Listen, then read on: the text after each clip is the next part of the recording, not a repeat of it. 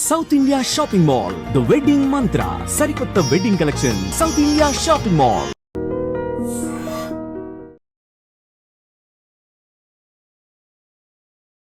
నమస్కారం, welcome to I dream. ధర్మ మార్గం విత్ విజిత కార్యక్రమానికి స్వాగతం.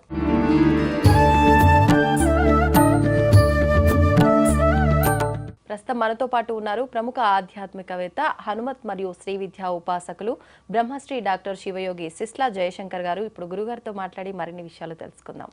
నమస్కారం గురుగారు.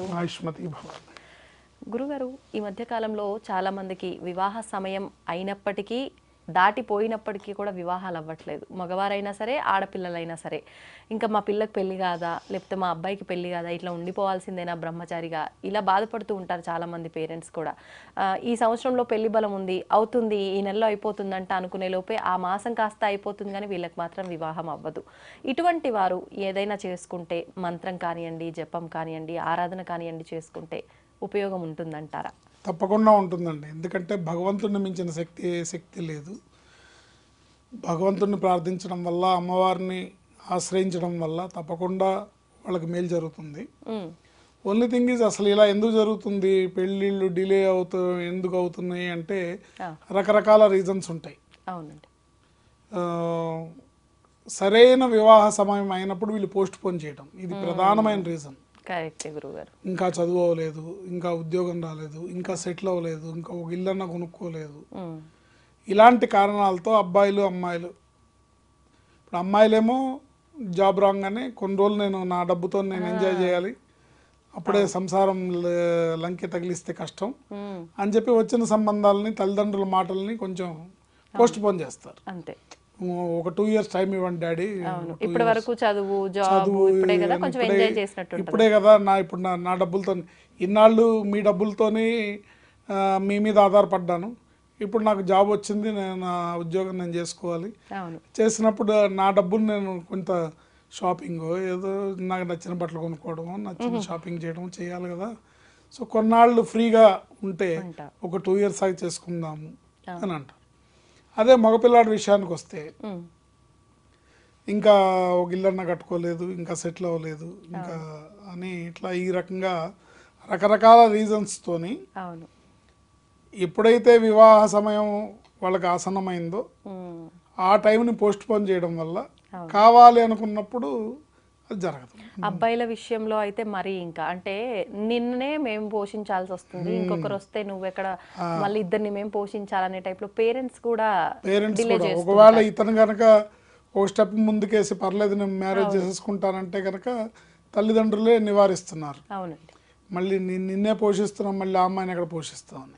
సో ఇలా రకరకాల రీజన్స్తోని, సో ఏంటంటే సమయం ఎప్పుడు ఆసన్నమైందో అప్పుడు దాన్ని పోస్ట్ పోన్ చేయడం, కావాలనుకున్నప్పుడు అది జరగదు. ఇది వివాహం విషయంలో జరుగుతుంది చాలామందికి, పిల్లల విషయంలో కూడా జరుగుతుంది. పిల్లలు పుట్టే విషయంలో కూడా పెళ్ళైనాక ఓ 3 ఏళ్ళు ఆగుదాం, ఇదే పాయింట్. అందువల్ల ఎప్పుడైతే సంతాన యోగ్యత వాళ్ళకు ఉందో ఆ టైంలో మిస్ అవ్వడం, తర్వాత కావాలనుకున్నప్పుడు పుట్టక అదేమంటారు సంతాన సాఫల్య కేంద్రాల చుట్టూ తిరగడం. ఎందుకంటే హెల్త్ ఇష్యూస్ పెరిగిపోతుంటాయి. వయసు ఏ సమయంలో జరగాల్సింది ఆ సమయంలో జరగాలి, జరగకపోతే ఏమవుతుందంటే ముఖ్యంగా లేడీస్కి హార్మోనల్ ఇంబ్యాలెన్స్ అని, ఇవన్నీ రకరకాల హెల్త్ ప్రాబ్లమ్స్ వస్తుంటాయి.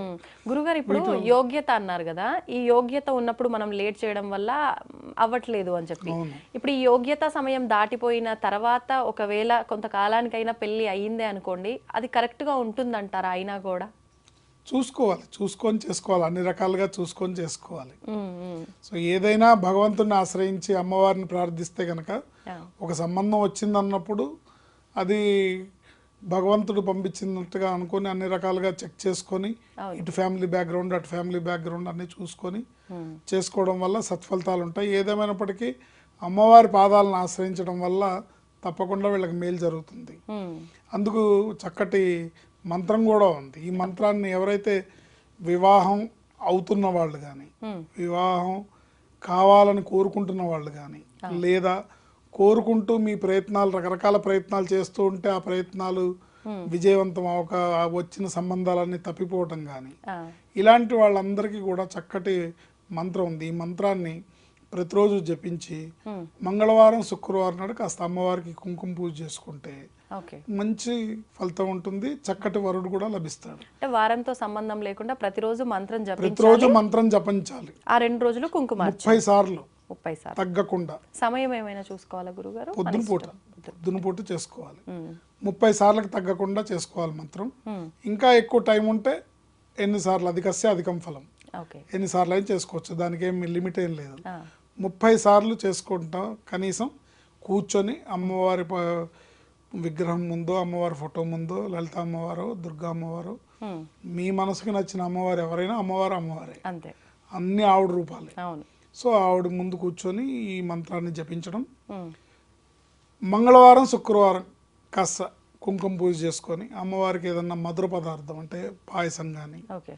ఇలాంటివి నివేదించడం ద్వారా తప్పకుండా వాళ్ళకి మంచి వరుడు లేదా అబ్బాయిలకైతే వధువు లభిస్తుంది. ఇప్పుడు కుంకుమార్చన అన్నారు కదా గురుగారు, ఆలయంలో కుదిరిన పక్షంలో ఇంట్లోనే చేసుకోవాలి అని అంటే నేను చెప్పేది ఇంట్లోనే. విగ్రహం లేని వాళ్ళు అమ్మవారి విగ్రహం ఫోటో అన్న ఉంటుంది, ఫోటోకైనా పర్వాలేదు, ఫోటోకైనా పర్లేదు. అందరు విగ్రహాలు పెట్టుకోరుగా, అవును, ఫోటోకైనా పర్వాలేదు. ఓకే. ఫోటో లేకపోయినా అమ్మవారిని మనసులో ధ్యానించి అక్కడ ఏదన్నా పళ్ళెంలో తమలపాకు, ఓ పళ్ళెంలో తమలపాకు వేసి దాంట్లో చేసినా కూడా సరిపోతుంది. లేదా ఒక నిమ్మకాయ పెట్టి ఆ నిమ్మకాయకి పూజ చేసినా కూడా సరిపోతుంది. ఈ కుంకుమని ప్రతిరోజు వాళ్ళు ధారణ చేయాలి, చేస్తే మంచిది. సో ఈ మంత్రాన్ని చాలా పవర్ఫుల్గా ఉపయోగపడుతుంది.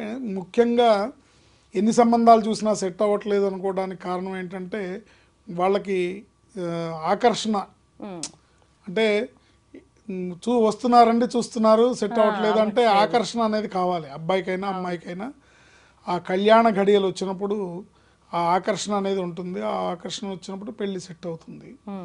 సో అమ్మవారి అనుగ్రహంతో ఆ వధువుకి ఆకర్షణ పెరగడం లేదా ఆ వరుడికి ఆకర్షణ పెరగడానికి వాళ్ళకి అనుకూలమైన వివాహం జరిగి అన్ని రకాలుగా జీవితం, వైవాహిక జీవితం బాగుండడానికి ఈ మంత్రాన్ని జపించుకోవచ్చు. పెళ్ళి అయిన తర్వాత కూడా చేసుకోవచ్చు. అంటే అప్పుడు అన్యోన్యంగా ఉంటారా? అన్యోన్యంగా ఉండడానికి అమ్మవారి శ్లోకమే కదా, అందుకని అమ్మవారి మంత్రమే కాబట్టి పెళ్ళైనా కూడా చేసుకోవచ్చు.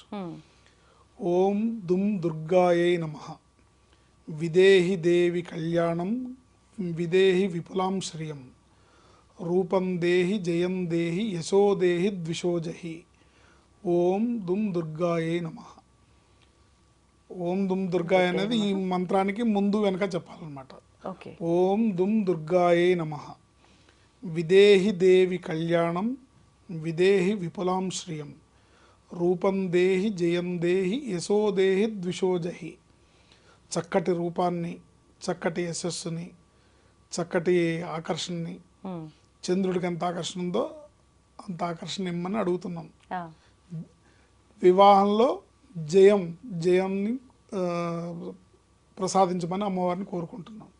ఈ మంత్రాన్ని ప్రతిరోజు 30 సార్లు తగ్గకుండా చేసుకోవడం ద్వారా అనుకూలమైన వివాహం జరుగుతుంది, అనుకూలమైన భర్త లభిస్తాడు. మీ మనసులో అంటే ఆడపిల్లలకైనా మగపిల్లలకైనా, ముఖ్యంగా ఆడపిల్లలకి తనకు వచ్చే భర్త ఇలా ఉండాలి, తన భర్త తనని ఇలా చూసుకోవాలి, ఇలా అన్ని రకాలుగా సకల సౌకర్యాలతో తన్ని చూసుకోవాలి అని కోరుకుంటారు ఎవరైనా కోరుకుంటారు, దాంట్లో తప్పులేదు.